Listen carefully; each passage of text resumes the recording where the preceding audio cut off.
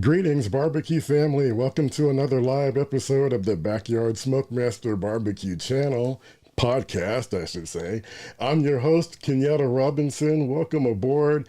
Today we're going to do a special episode. I like to do these every now and then.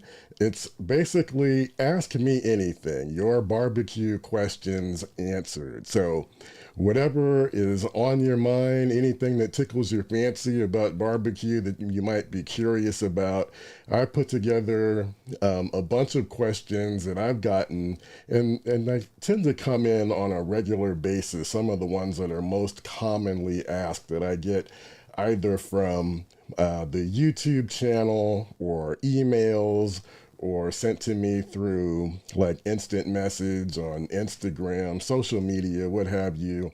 So I'm going to try and cover those.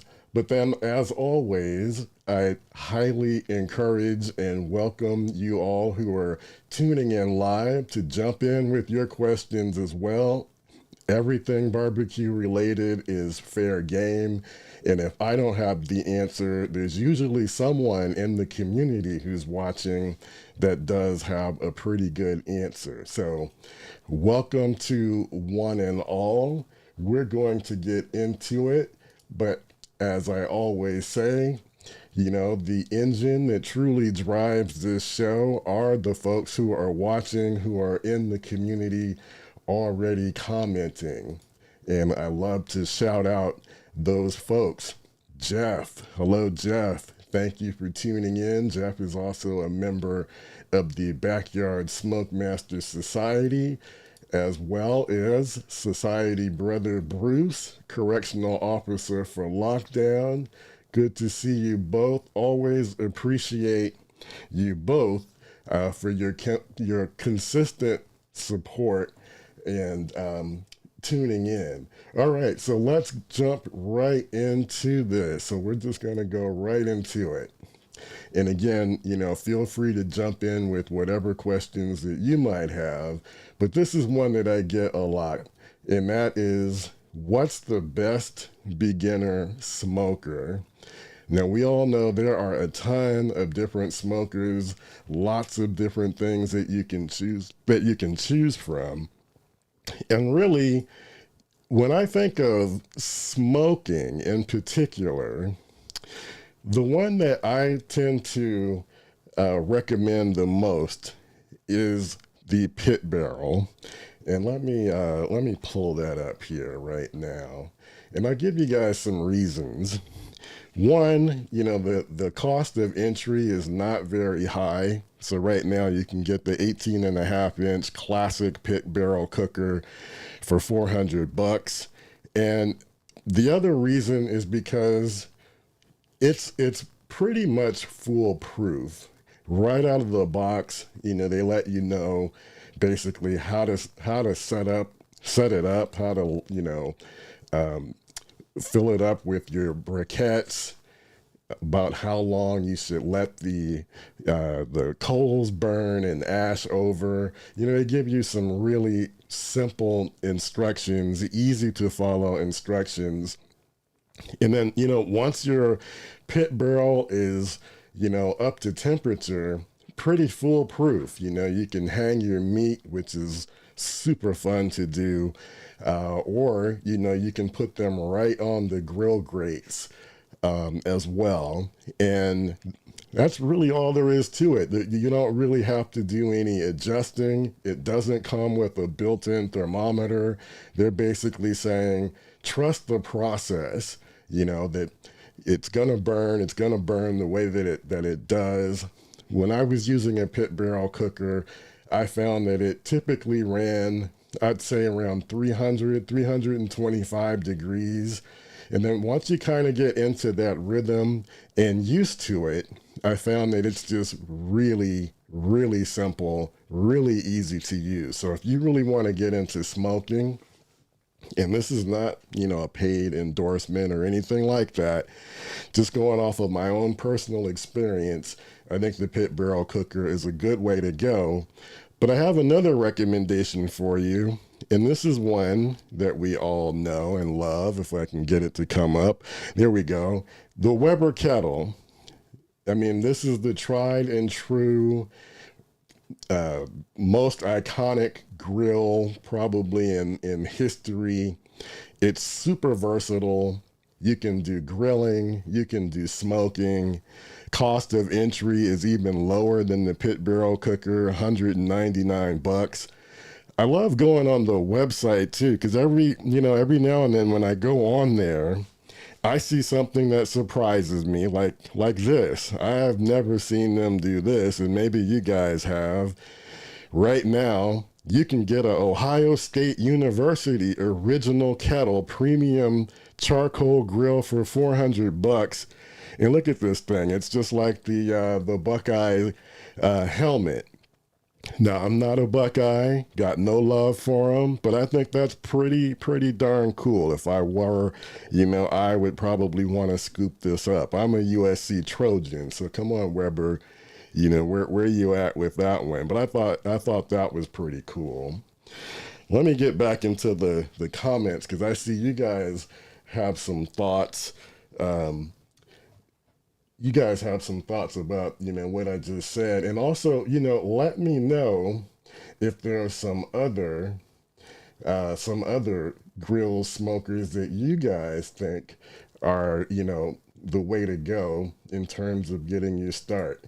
But first, let me say hello to Steinborn BB. I believe you are down in Florida, if I'm not mistaken. Good to see you. Hope it's not too hot and swarmy there.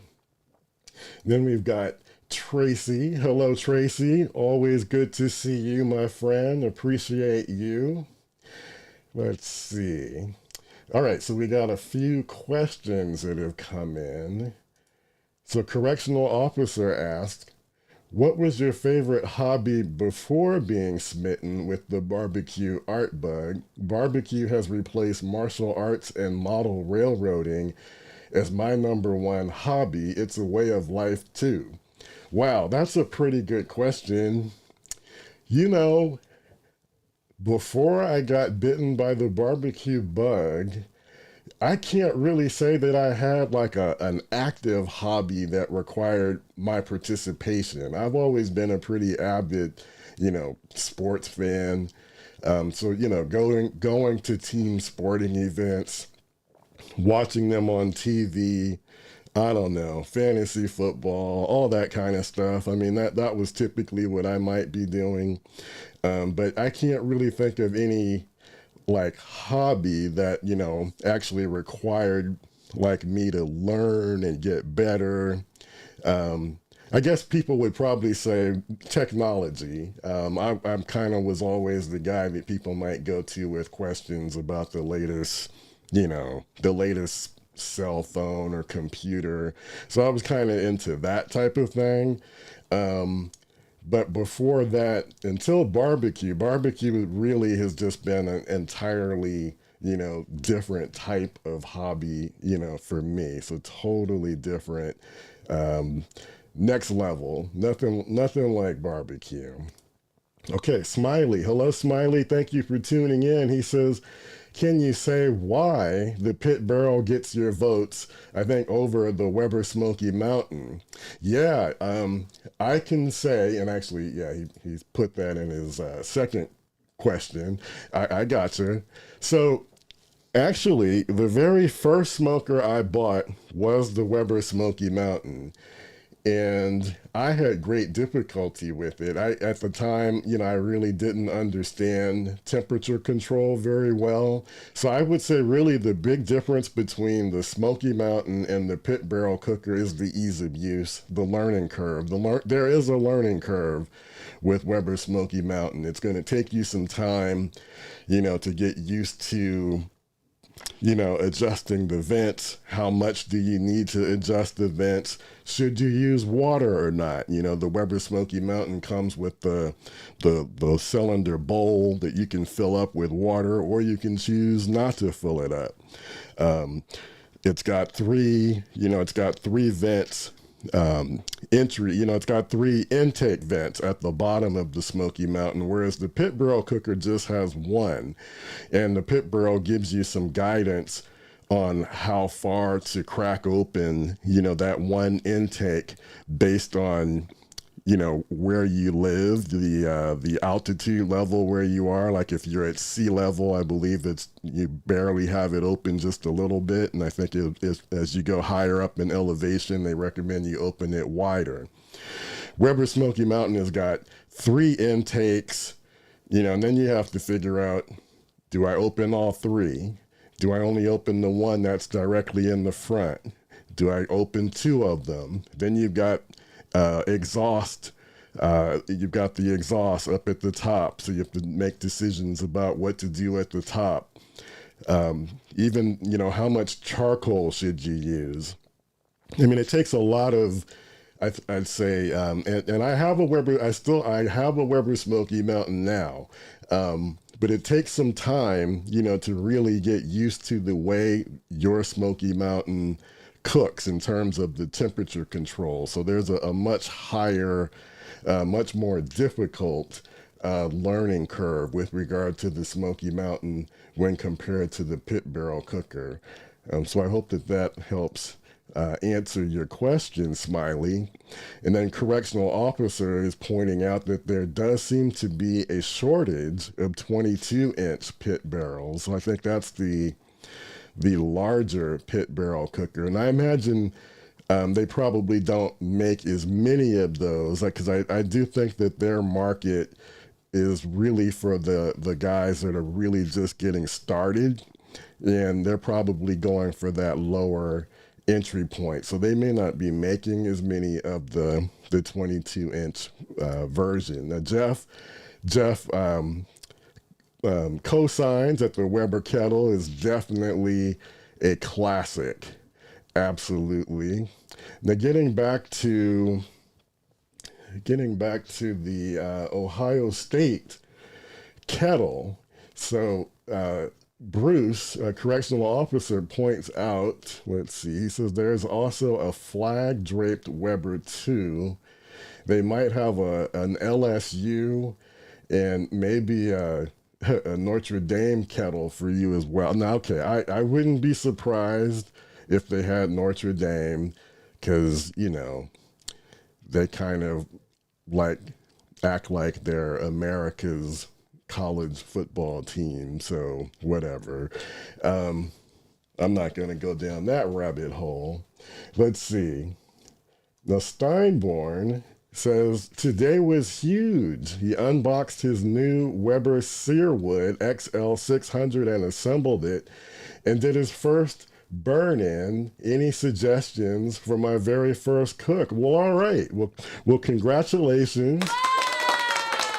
That deserves not just one applause, that deserves 2 applauses. All right, you got that Weber Searwood. And I see Weber also came out with, I think they're coming out with yet another pellet grill that I think is just called the Smoke, which I think is a lower costing pellet than the Searwood. But congratulations on that Searwood XL. Definitely, if I see one of those on the secondhand market, I would definitely scoop it up, because I think they've figured out, the issues that they had with the first iteration of the pellet smoker that they came out with.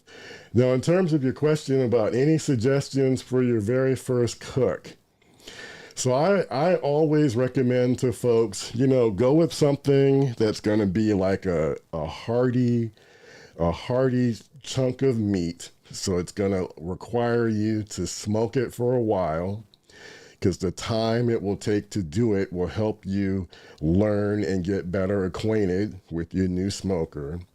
And then also, it needs to be something that's kind of forgiving. So something that, in case your temperatures get away from you, you can recover.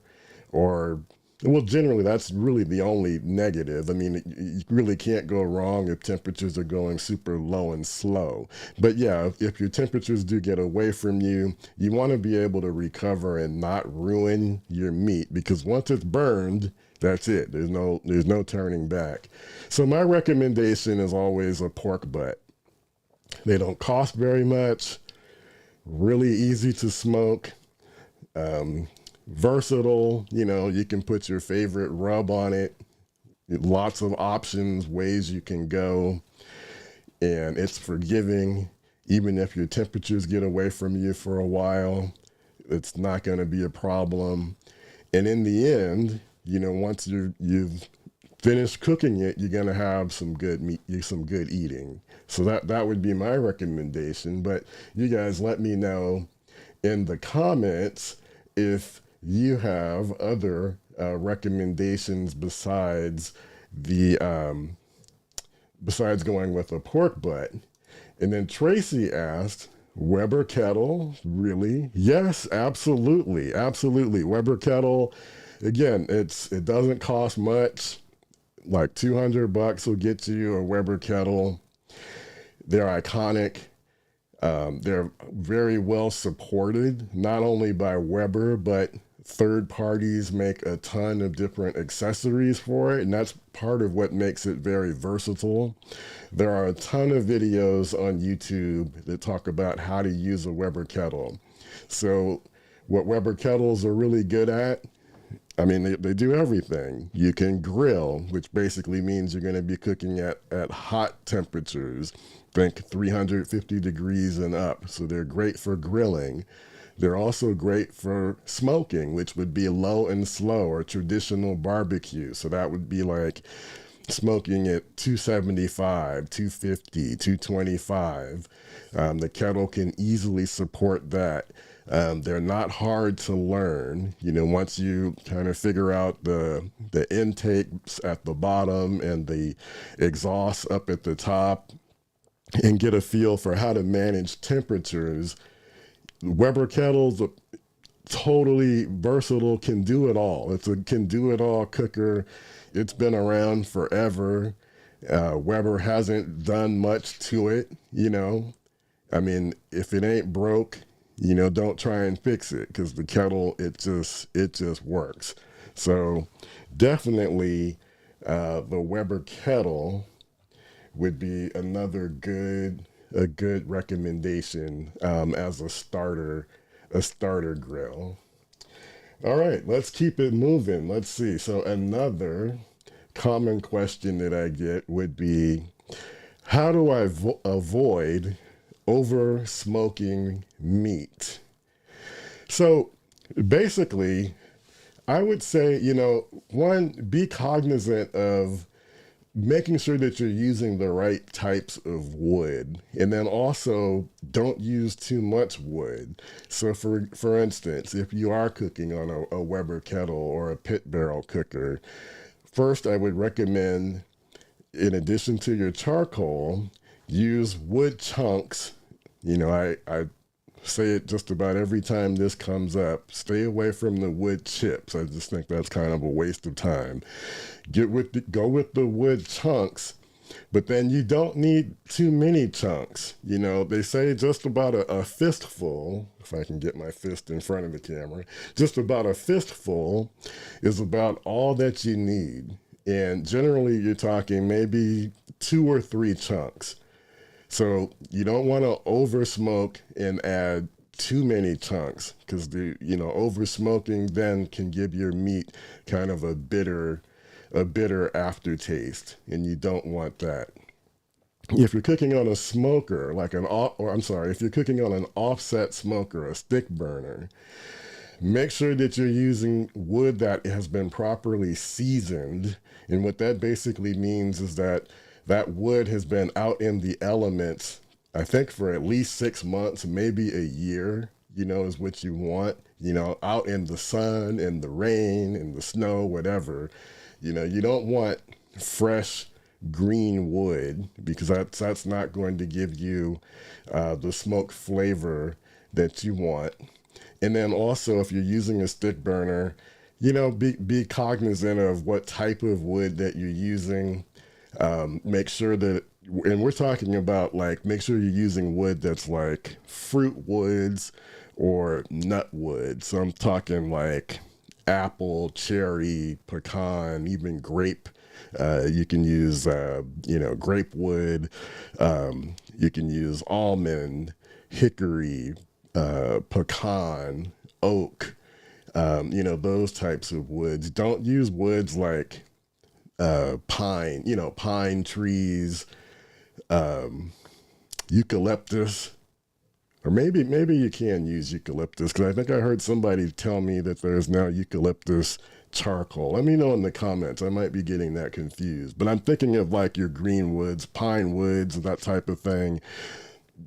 Stay away from that. So just, make sure you're using wood that is well known, for using with cooking. So that would be my caution there. And generally speaking, meat will only take up smoke up until around 145 degrees or so, somewhere in there. I mean, once the internal temperature of your meat reaches that point, it's not going to take on any more smoke flavor. So at that point, you don't need to continue to add, more wood.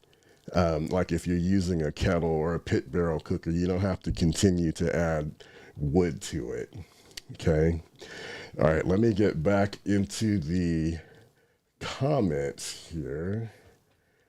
Let's see. Comments. Let's get to the comments. Okay. Let's see. Where did we leave off? Okay. Steinborn says, on the subject of barrel drum smokers, I also have a pit barrel cooker that has a lower swing open door that has a separate firebox coal basket and makes life easy for fire management. Right. So on the Pit Boss. Okay, on the Pit Boss barrel smoker. Gotcha. Yeah. So those have a pretty cool design. Kind of like the Weber Smoky Mountain, where it has like a separate, like a separate door that will allow you to access and add more fuel part way through your cook. And that's a benefit. So that's one thing like the pit barrel cooker does not have. But as you step up, and you get a little more expensive, and yeah, like the Pit Boss, trying to think. I think there might be another one, but maybe the Pit Boss is the main one I'm thinking of. But yeah, as you step up in cost, you might get some additional features, with your drum smoker, such as that allows you easy access to your fuel. And Weber Smoky Mountain has that as well. Although with the Smoky Mountain, it's not a hinge door unless you do like your own fix-it upgrade to it. And sometimes I know a lot of people don't like the fact that with the Weber Smoky Mountain, the door is a little bit flimsy. And sometimes, you see like heat escape, or it can kind of add to more temperature fluctuations, which I think just kind of adds to the learning curve. But don't get me wrong. I don't want to make it sound like I'm down on Weber Smoky Mountain. I totally, I got rid of the very first one I had because it was too much for me. But then after I got, better at barbecue and really started to understand temperature control, I really wanted to get another Smoky Mountain. My wife bought me one a couple of Christmases ago. Totally thrilled that I have it, and I love cooking on the Smoky Mountain as well. So just putting that out there. Let's see. Okay, Mike asked, does Wagyu cook faster than Prime or Choice? I don't know the answer to that question. I have not yet cooked with Wagyu. I mostly just deal with Prime or Choice cuts. Just haven't gotten around to the Wagyu. So you guys let me know in the comments if you know whether or not Wagyu cooks faster than Prime or Choice. I tend to think that it probably doesn't.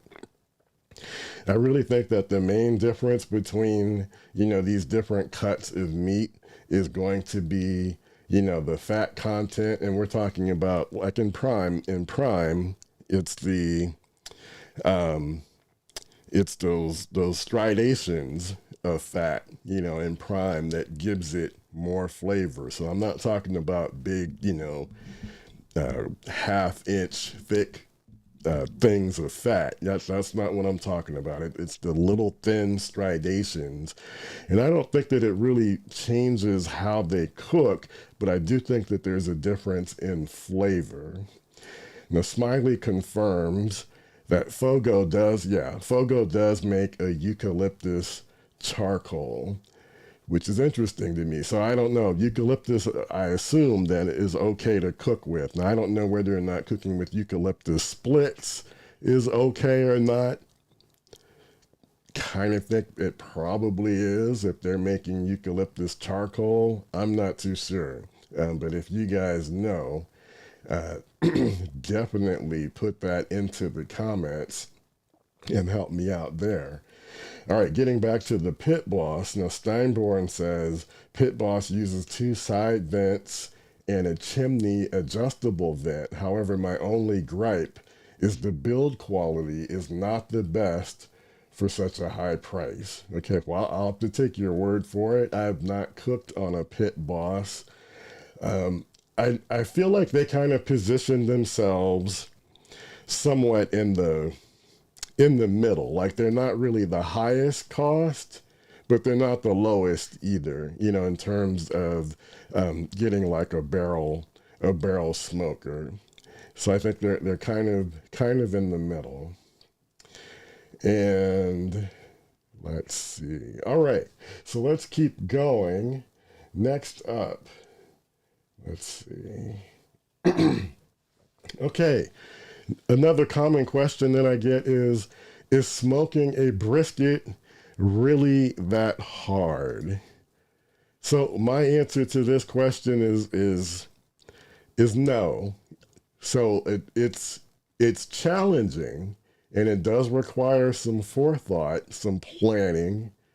There is some preparation.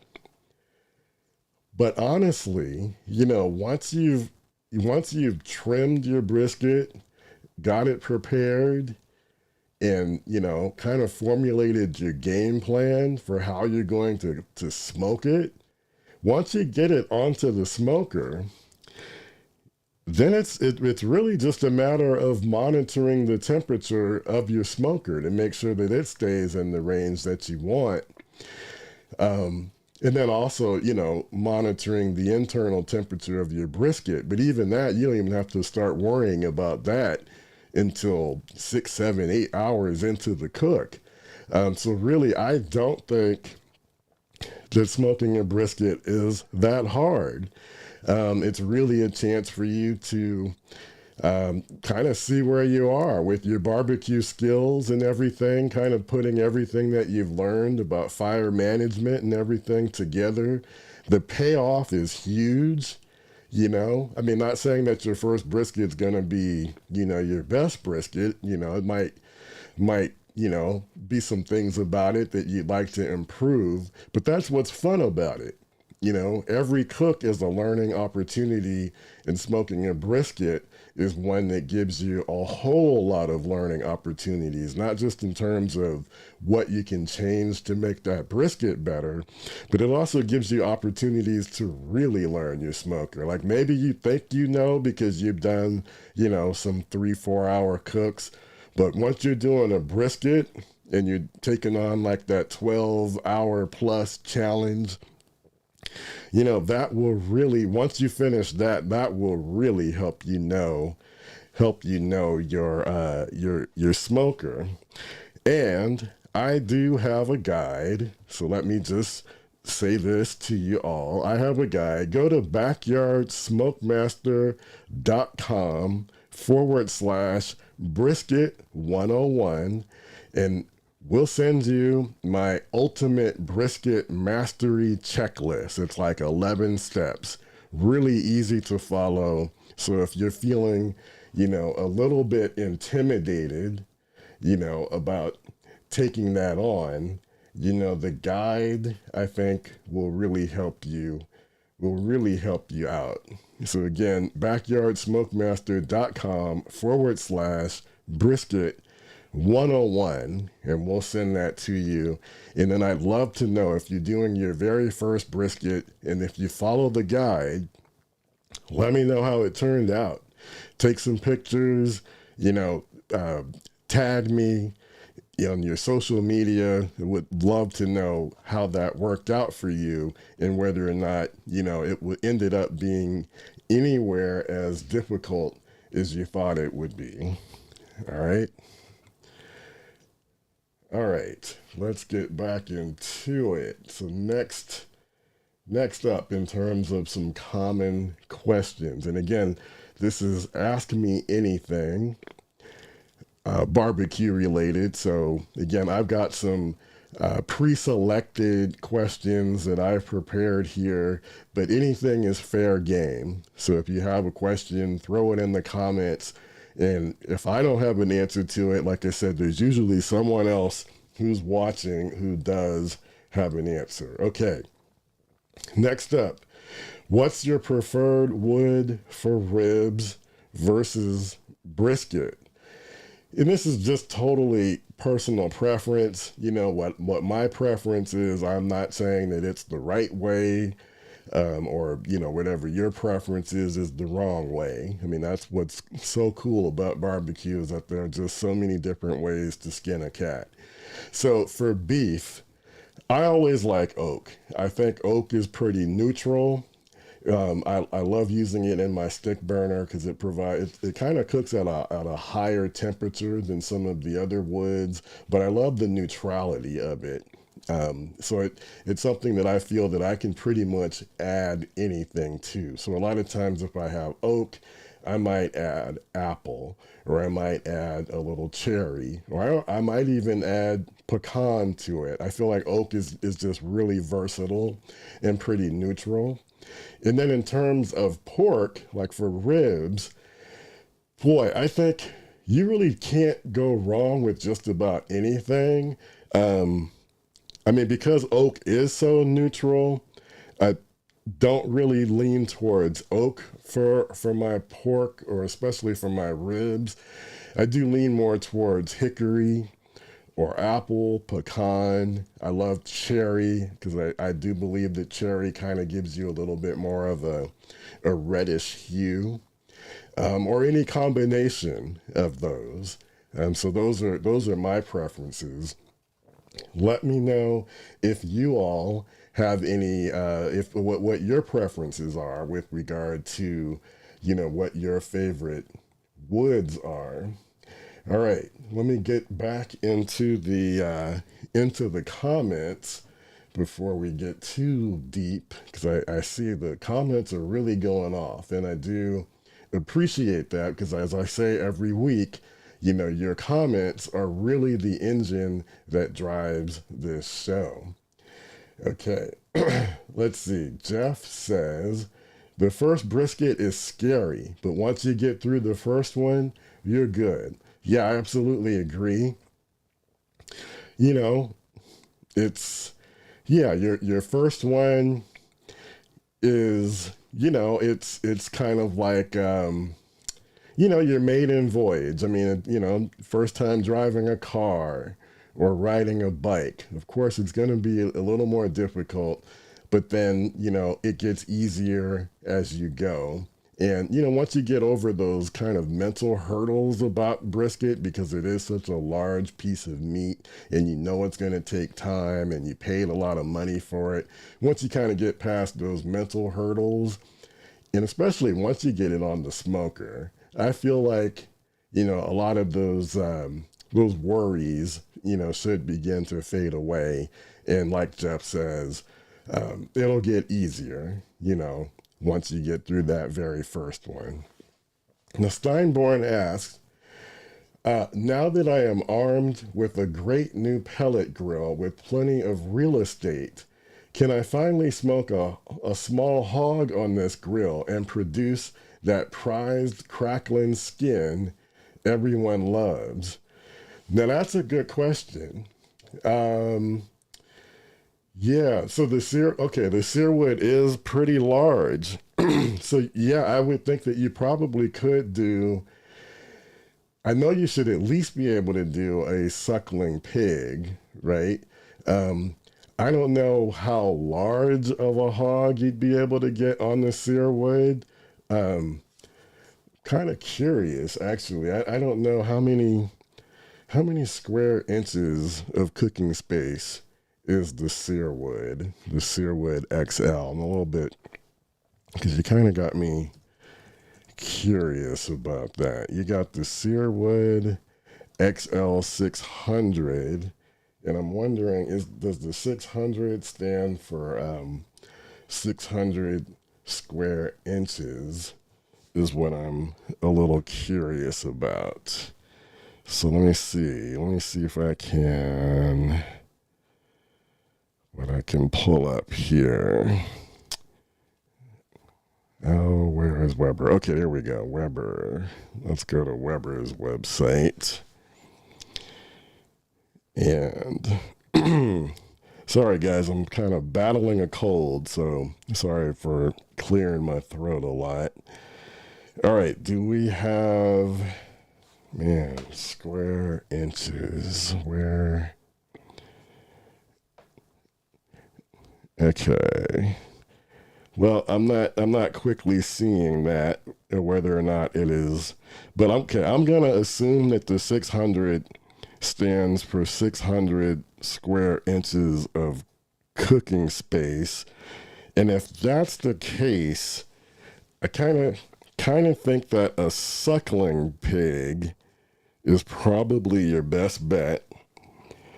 But then also the other issue, well, yeah, I think other than that, I think you would be good to go. So I would start off maybe with the suckling pig and see how that plays. I see that Jeff is saying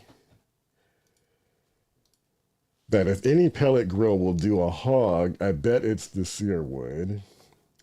All right. And let's see. All right.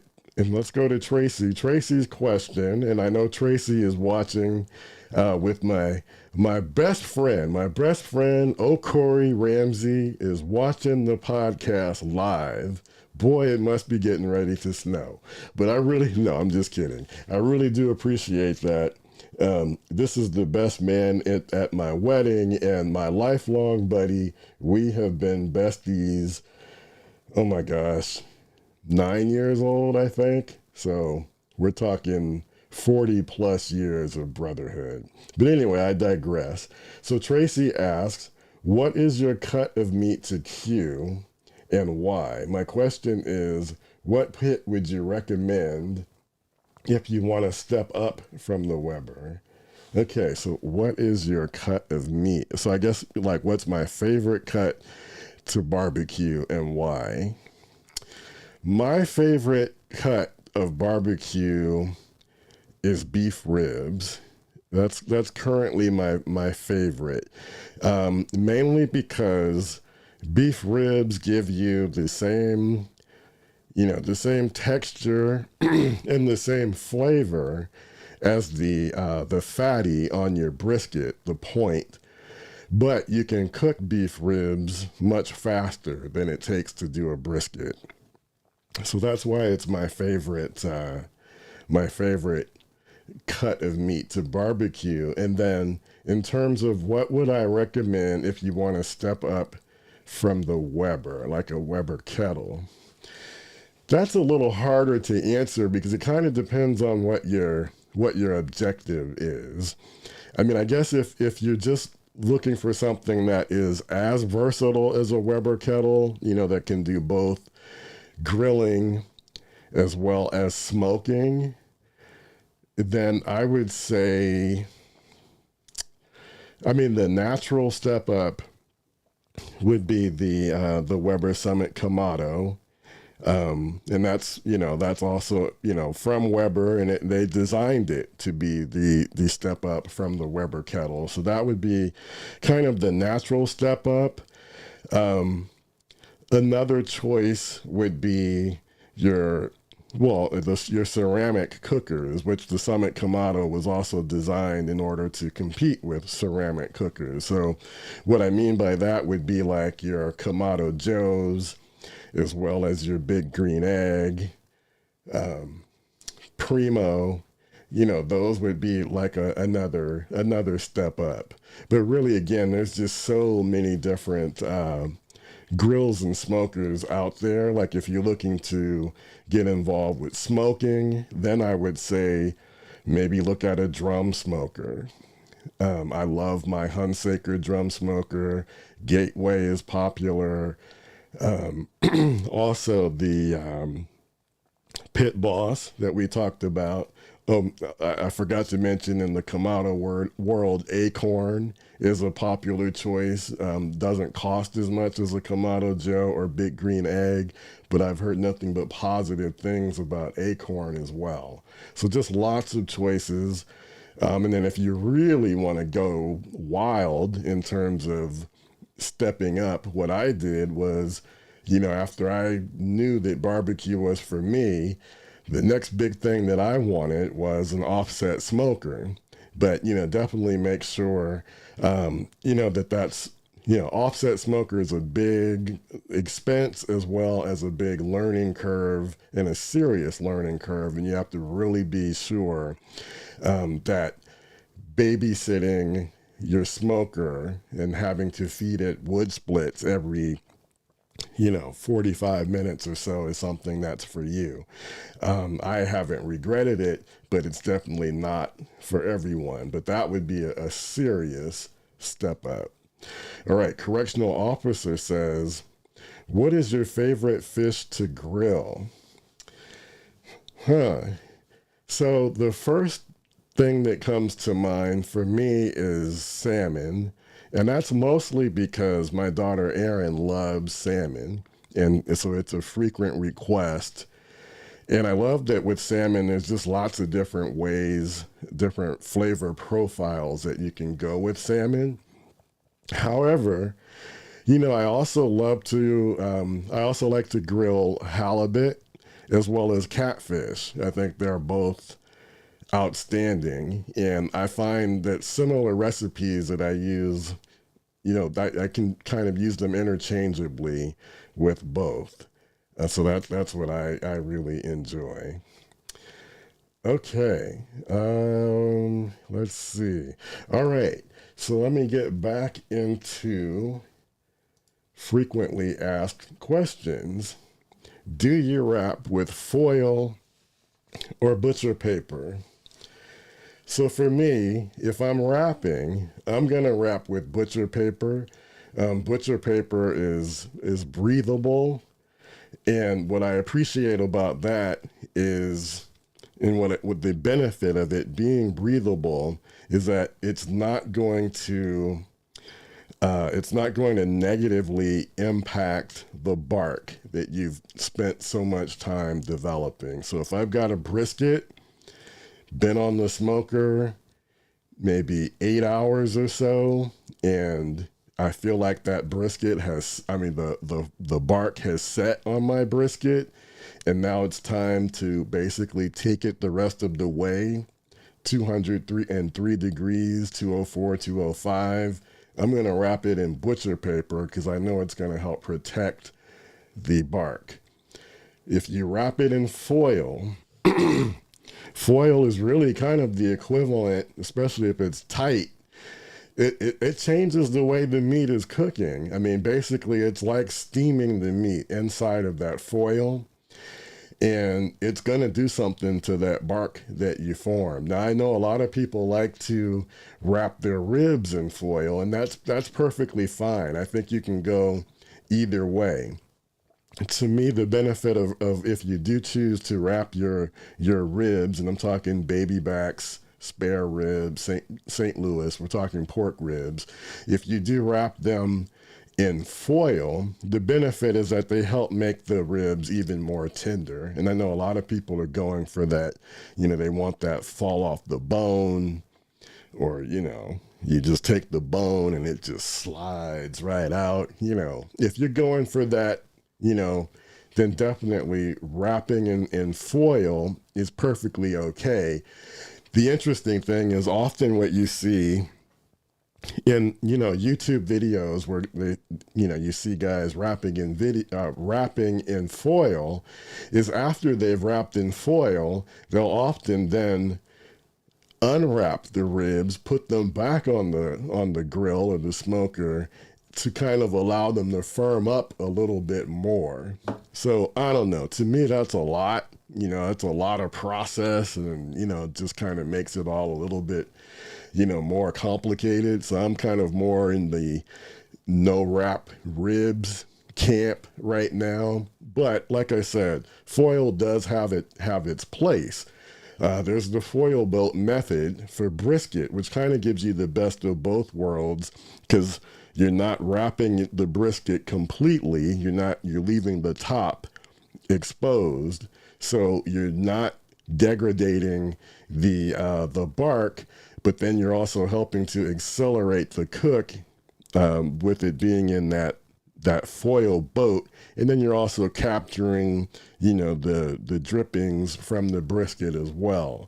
And then also, if you're going to be grilling fish, put your fish on top of foil to kind of help keep it from sticking to your grill grate. So foil definitely has its place, but when it comes to wrapping, I'm gonna go with butcher paper. Okay. All right. Next up, what's the most underrated barbecue tool in your setup? And we talk about this a lot, and I think if you guys if you tune into the podcast on a regular basis, I think you already know what I'm gonna say. Easily the most underrated barbecue tool in my setup, I would say, is an instant read thermometer. And there's really no good reason, why at this stage, you should be taking a chance in or guessing, what the internal temperature of your meat is. Now, I can't stress this enough. I know there's a lot of ego, a lot of pride in saying, I've been barbecuing for 30 years and I can look at it and I just know from look and feel when that meat is at the right temperature when it's done. I mean, yeah, you probably are, consistently overcooking your meat if you're doing it that way. Totally no reason. You can go on Amazon and you can get something like the ThermaPro. It's going for $17. And there's plenty of other, other instant read thermometers in this price range. It'll give you an accurate temperature reading within like a fraction of a second.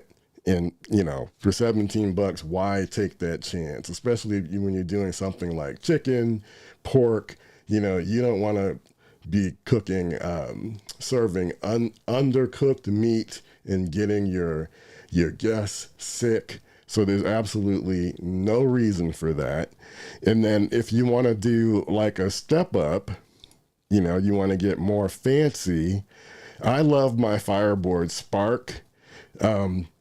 It gives those I love the big digital screen readout, gives me that instant temperature reading. And then I also love the connectivity that it has with my other Fireboard temperatures.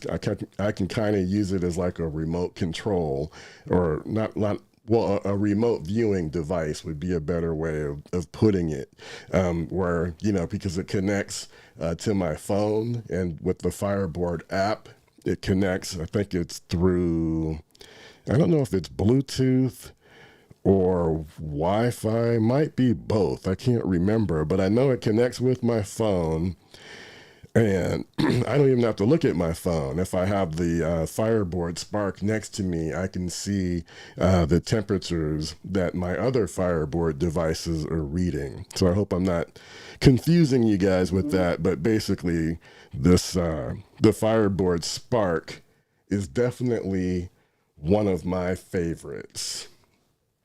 Okay, let's see what you guys are talking about in the comments. Now, getting back to Tracy's question about the step up from the Weber kettle, Surfing on Mars says, Highly recommend the Summit. Have one, love it. Love my Big Green Egg and Primo, but they both got knocked over and, oh my goodness, got knocked over and cracked like a big green egg. Wow. Or I'm sorry, like a big egg. Well, that's definitely a sad story. And sometimes you do, I see sometimes people like will order, like a Kamado Joe online, and sometimes it'll arrive and it's already cracked. And that is the one of the downsides, because they are so top heavy. If they do get tipped over, it's pretty much over. And they're hard to move. They're not very mobile, very heavy. You'll likely need another person, maybe, especially when you first set it up. If you put it in a cart that has wheels, you're going to need help getting it into the cart. Whereas the Summit Kamado, much lighter, similar in size and footprint, but much lighter, much more mobile. And I do have a Summit Kamado. I have a Kamado Joe. And I have to admit, since I got my Summit Kamado, the Kamado Joe doesn't get used. So it's been sitting, and I may have used it maybe once or twice over the past few years. Summit Kamado just easier to operate, learning curve not as high. And once you get your temperatures locked in, and if you do need to make adjustments, just slight adjustments are all that are needed. Whereas with the Kamado Joe, Big Green Egg, if you overshoot your temperatures, it's going to take a while to get your temperatures back down. So there is more of a learning curve. So I would also recommend the Summit Kamado, again, as a step up from the kettle.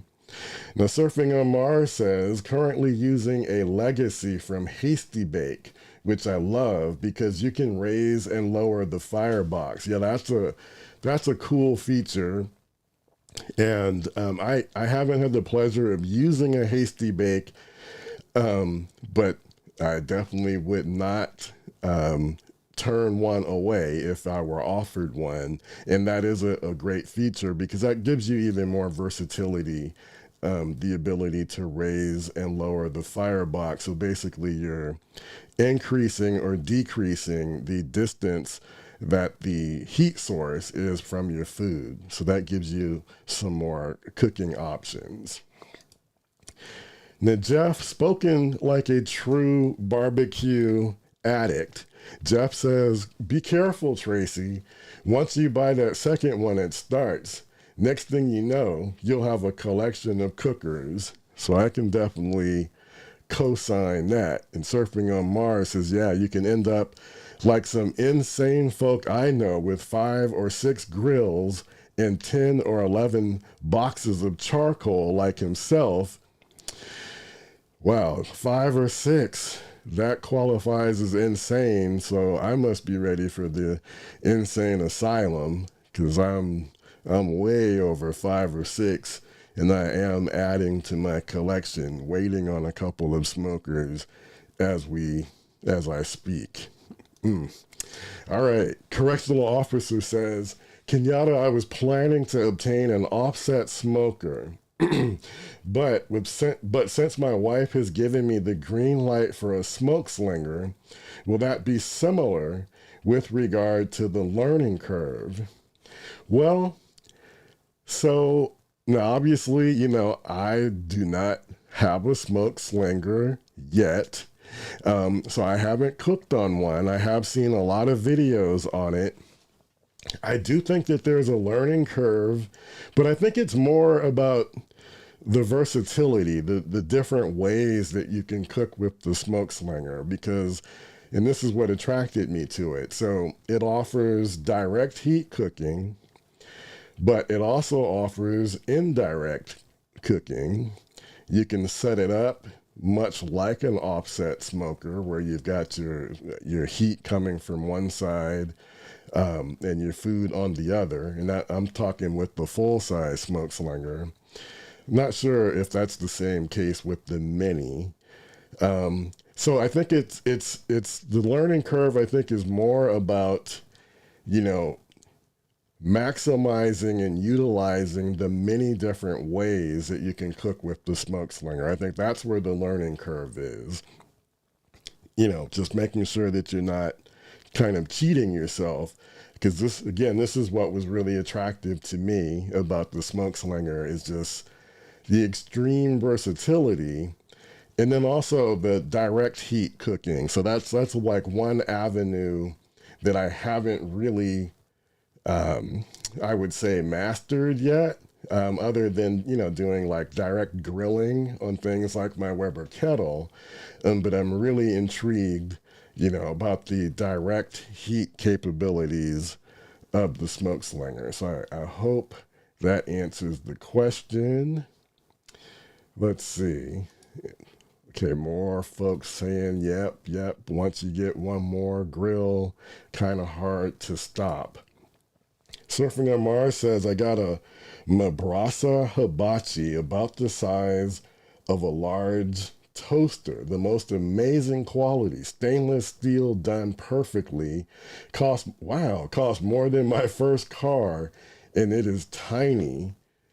So that sounds like a serious a serious specialty cooker. You know, and I hear fantastic things about hibachis, and that's another area that I haven't really explored. And hearing that it costs more than your first car. Now, granted, you know, you can get a car, you know, I don't know, we're talking about a hoopty, or, you know, what are we talking about? But basically, I don't know, that makes me afraid to even go down that path. Let's see. Surfing on Mars, my wife understands that she can have many purses and shoes, so I can have many grills and smokers. Yeah, you know, you just gotta keep plying them with good food. You know, and I think that is where, you know, you really can't go wrong. Okay, and Surfing on Mars cosigns, you have to have an instant read thermometer, and I agree with this too. You will end up with a box full of different thermometers. Okay, I'm going to get back to, I got like a couple more I'm going to answer here, and then we'll get back into the comments as well. But I did want to talk about this one. This is a question that I also get pretty often. How did Backyard SmokeMaster Barbecue start? So actually, it was very unintentional. It was nothing that I planned to start at all. Matter of fact, it was, I'm thinking about the dates. So I bought a Weber Smoky Mountain in 2015, and it was like a Father's Day gift to myself. So that would be 10 years ago. So I've told this story about how, you know, I'd been listening to my father-in-law talk about and bragging about incessantly about his fantastic ribs, which were fantastic, but he just talked so much about, yeah, they were on the smoker for 7 hours. And, you know, just, it was such a point of joy and pride for him. So I wanted to see what that was all about. And I knew he was using a Weber Smoky Mountain. So I decided to buy myself one for Father's Day back in 2015. Got madly frustrated with it. I was, you know, too addicted to chasing temperatures. And that is really what frustrated me. I didn't understand temperature control, didn't really understand, you know, how the intakes impact your overall temperature. And yeah, I got really frustrated. And ultimately, I ended up selling that Weber Smoky Mountain. And I got a Weber kettle, and then I bought a gas grill. So I would say that by then, and this was all within the same year, so I would say by then I was definitely already afflicted, already had the bug. And I was just determined. I wanted to learn and understand, how to get better at barbecue. Fortunately, YouTube was around. There were plenty of guys making these videos about how to barbecue. So I just kind of became a self-taught barbecue person by watching other YouTubers do their barbecue. And then by 2018, I was full on, in love with barbecuing. And by then, I wanted to graduate to what I considered to be the holy grail of barbecue, which would be cooking, smoking with a stick burner, an offset smoker. So I did a lot of research. I mean, a lot of research on different offset smokers, but I settled on the Lone Star Grill's offset smoker. I think it was one of their barrel, their traditional barrel shaped smokers. I think it was the 24 by 48 or something like that. That was what I ordered. But while I was waiting on it to be fabricated, they announced the 20-inch offset smokers, the 20 by 42, and I think the other one is the 20 by 36, something like that. They announced it, and it just made a lot of sense to me. It sounded like it would be something easier for me to understand while giving me the same quality of food that I could get from, the 24 by 48 or whatever it was. So I called them up, switched my order to the 20 by 42. And also what attracted me was that when they announced it, they said that the lead time for it was much shorter than the other smokers. So the lead time was probably like maybe 5 or 6 weeks, versus 3 or 4 months. And, so I was sold. I was sold. So I switched my order to the 20 by 42. I got it. It came. I was super excited. And then when it got delivered, on a whim, I just told my daughter, here, take this camera and let's film it, being offloaded from the truck. The guy was having a lot of trouble, unloading it.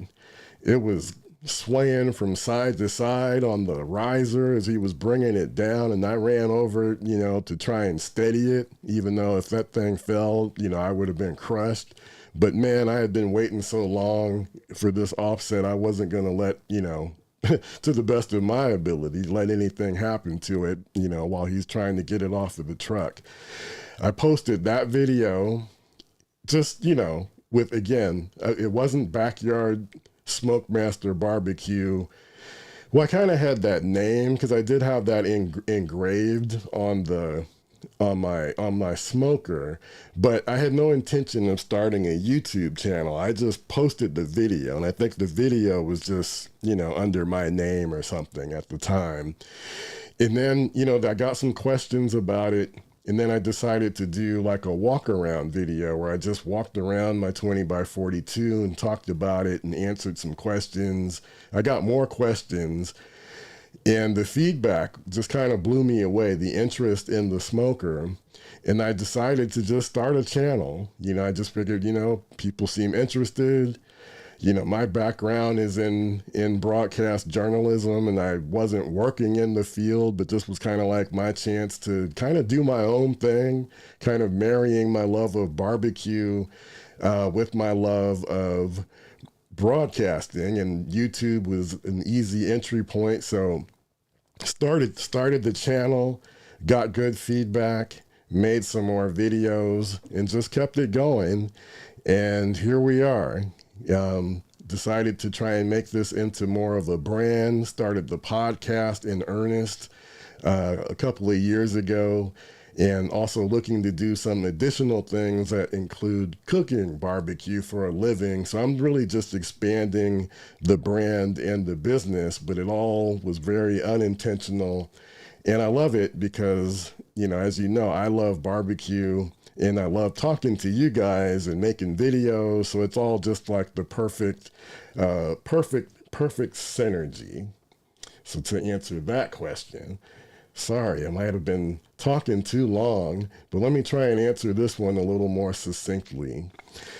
So, what's it like building a barbecue brand with your family? This was also kind of unintentional, um, but it's really been magical. And I really do hope that I can include my family in more videos, moving forward. I mean, just kind of on a whim. I don't even remember what video it was, where I had my wife, Janine, tasting some barbecue. I just thought that would be cool. I cook something for the video and then we'll do like a taste test and then I'll get her, her honest assessment, kind of like a blind test. And now my wife, she is funny to me, because she would claim to not be an extrovert. And this has been true from the moment I met her, even when I was taking, broadcasting classes in college. If I put a camera in her face, she just lights up and just goes. She's just kind of natural in front of the camera. It just pours out of her. And it was the same thing with the videos. And I think people enjoyed it. They enjoyed the banter between the two of us as well. Because, we're just speaking off the cuff. And that's just kind of how we're talking to each other all the time anyway. But it really went well. And I enjoyed it. And I think there's a synergy. When you're doing barbecue, you're cooking barbecue, you're doing it, not just for yourself, but you want your loved ones, your friends, your family to enjoy it as well. So there's a synergy there, having her in the videos. And then the other cool thing was my daughter, Erin. She was actually, I guess, producing the podcast for me. She was, she definitely does not want to be in front of the camera. She just wanted to be behind the scenes, and mostly she wanted to moderate the comments. We were using a different podcast, a live streaming platform about a year ago. The best thing about it was that it allowed her to produce the podcast from up in her room. The negative side is that I started having a lot of technical issues and I had to switch platforms. She's away at college. We'll be picking her up on Sunday, so she'll be home for the summer. And I'm really hoping that she will let me integrate her into the new platform that I'm using, because I really enjoyed having her be involved. Also, when Erin was, I should know this by heart, I can't remember, 13, maybe 13, Erin created my logo. She's a graphic artist. That's what she's in school for. And art has always been her thing.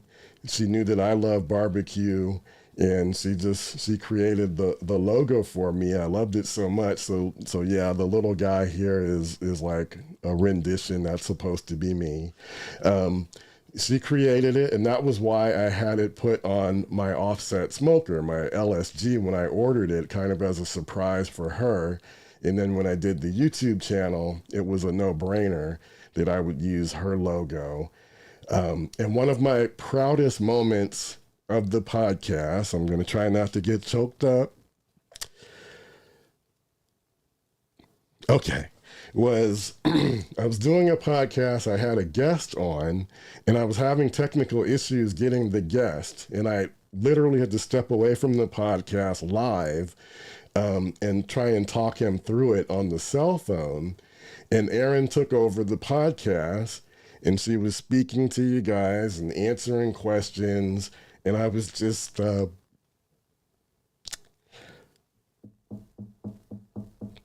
right. Just really proud. Really proud.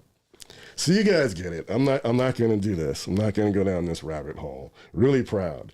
So anyway, to answer the question, so for me, it's the perfect marriage, the perfect synergy, family, and my love of my family, and my love of barbecue, and my love of being able to talk to you guys. As I say all the time, this is my favorite hour of the week when I get to talk to you guys about barbecue. All right, let me pull myself together and get back into the remaining questions and comments that we have. Sorry for kind of going on and on. All right, Bruce says, no question is a dumb question, so I will pose one. What's the most effective way you have found when using a thermometer as for poking the meat for an accurate reading? Okay, now I hadn't thought about this. So I think about, I guess, what they instruct you to do when you're using like a wireless thermometer. With a wireless thermometer, there's usually like a insertion point that they want you to insert into the meat. And I think it's usually the thickest part of the meat is where you want to insert your thermometer. So I'm thinking, that's probably what you want to do. If you have, if you have a thermometer, is go for the thickest part of the meat in order to really see, where the temperature is. But then also if you're cooking, depending on what you're cooking, you can also insert it into different parts of the meat. So this is why a lot of folks have, more than one instant read thermometer or more than one wireless thermometer, so you can monitor the temperature at different points. Like in a chicken, you might have it inserted into the breast because you want it to reach 165, but then you might also insert it into the thigh and you might be going for a higher temperature there, 175 or so, 180. But yeah, I think generally speaking, you want to go for the thickest part of the meat to give you a good gauge on where you are. Okay, let's see. Justin says, new Summit owner here and enjoying it. First charcoal grill for me. All right, Justin. Well, congratulations. Welcome to the world of barbecuing. I really hope you enjoy your Summit Kamado. I think you made a great choice because it's very versatile. It does just about everything very well. Learning curve is not tremendously high. And once you do begin to figure out how to get your temperatures where you want it to be, holds temperatures really rock solid and doesn't require a lot in order to make adjustments. Okay, On the Rocks RC says, first brisket cook on offset tomorrow. Any tips or suggestions? Yeah, absolutely. So again, get my handy guide, backyardsmokemaster.com /brisket 101. Let's see, where is it? There we go. Get that guide and have that with you. But then also, I would say, especially if you're cooking it on an offset, don't get too enamored with chasing temperatures. So give yourself a range, especially on an offset smoker. Remember, smoking is generally anywhere between 225 and 275. If you go to 300, no big deal. If your temperature drops to 200, it probably means you need to add another split. So that would be my first suggestion is don't go crazy chasing temperatures and thinking that it has to be exactly at 250 or at 245. If it's anywhere between that range, you're generally going to be okay. Pay attention to your temperatures though, especially when you start to see the temperature drop. Like I said, if it gets, below 225, that's usually a sign that the wood split that you had on has burned out, burned down the coals and is burned out, and it's time to add another split. So you'll get used to the rhythm. I mean, every split is going to cook a little bit differently, but generally, safe rule of thumb is that each split is going to burn probably within 30 to 45 minutes. So the rhythm is you just have to know that you're going to have to continue to feed your offset smoker a new split. Because if you let that temperature go too far down, then it can be hard, to recover. And then you kind of, get into a little bit of a fight with your offset. So those would be my main suggestions on that. So good luck, and would love to know how it turned out for you. And also, if there's, after you do it, was there anything like what your biggest takeaway was? So another big thing would be pay attention, pay attention to what happens and learn from it. Use that information to help you get better for next time. All right. Okay. Fungus says, slow cooking a suckling pig. Excuse me. Oh my goodness. Sorry, guys. All right, let me try that again. That cold is catching up with me. Okay. Fungus says, slow cooking a suckling pig tomorrow on my Rectech, a 15-pounder. It's currently in my fridge. It's dressed and drying the skin. What temperature should I cook at? My question is, how do I get that glassy skin?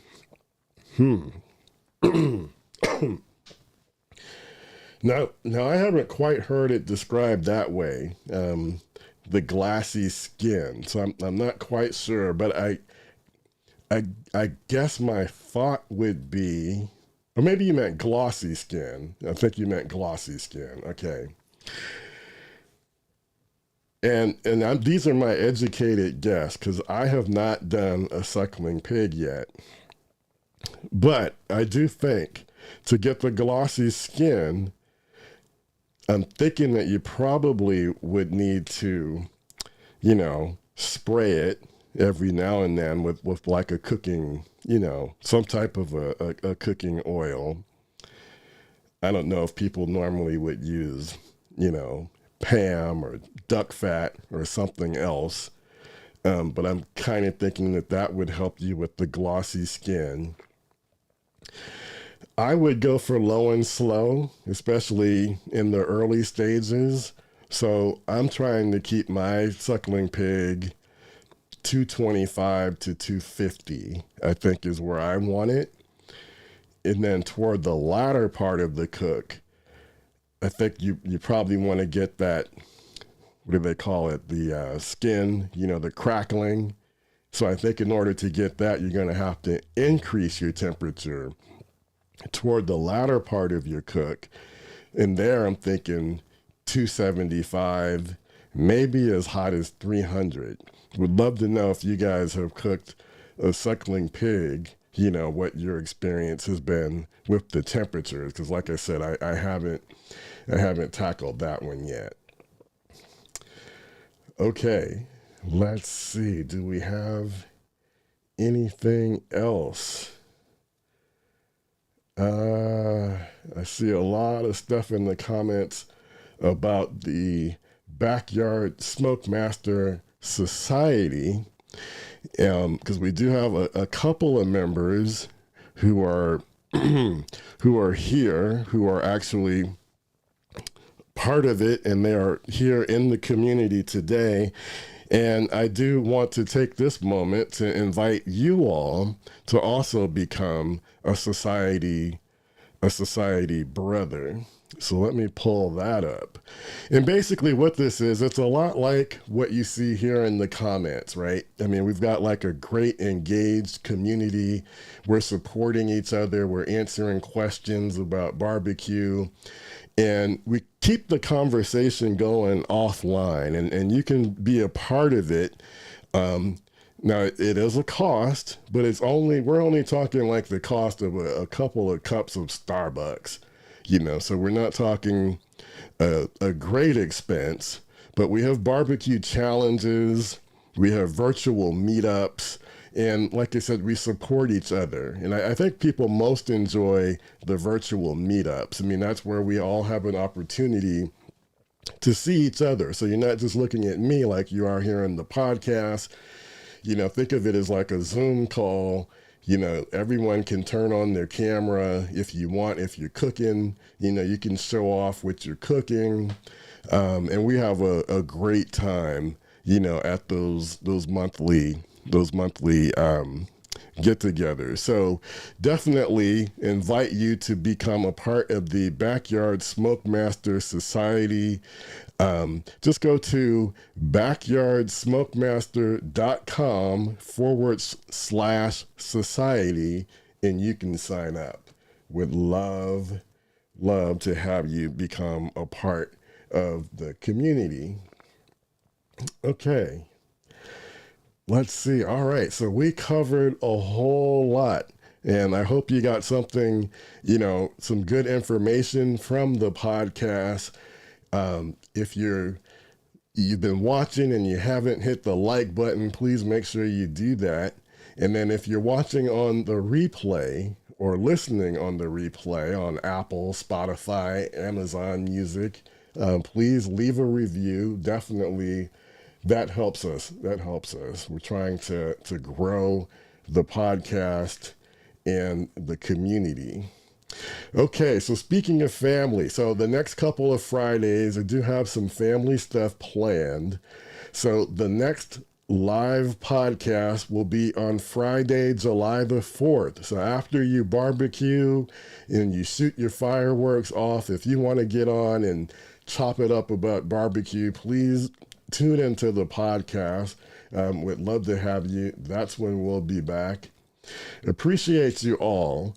Happy Father's Day. So get out there, enjoy your grills and smokers. And yeah, have a wonderful Father's Day with your family. Cook something fantastic. This is Kenyatta Robinson. Thank you for tuning in to the Backyard SmokeMaster Barbecue Podcast. And I will see you very soon.